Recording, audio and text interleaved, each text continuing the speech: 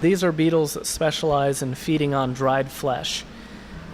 Originally, a lot of these were probably collected off of carcasses in the wild, but now we culture them in the museum collections, and they're really the army that we use to help remove all the soft tissue from the skeletons.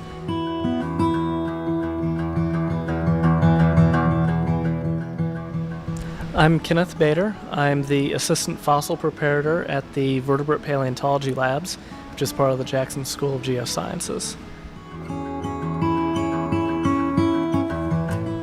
So yeah, the first step is we will take a specimen out of the freezer, and I usually will place it in the fridge for a couple of days and let it thaw out naturally without heating it up.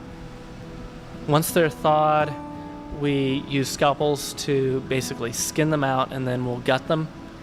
And especially if it's a larger animal, we'll go ahead and cut away the larger muscle groups. That way there's less material that the dermestids actually have to remove from the carcass.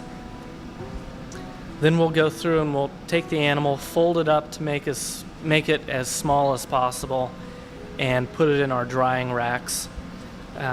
Leave it for a couple of days until the meat on the carcass has dried to about the consistency of beef jerky.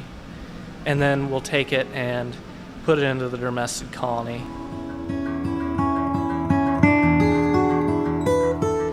Basically, all they do is feed on dried flesh. They crawl around and eat away the flesh until, and I'll usually leave a carcass in the colony until it gets to the point where all but just a little bit of residual soft tissue is left holding the individual bones together.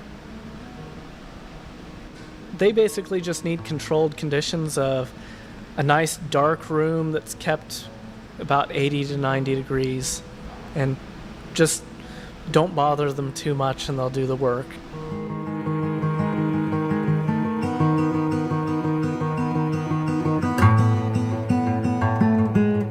I'll go ahead and take the carcass out of the colony, put it in an ammonia bath of 5% ammonia overnight to remove a lot of the different greases that are in the bone and help disinfect the specimen.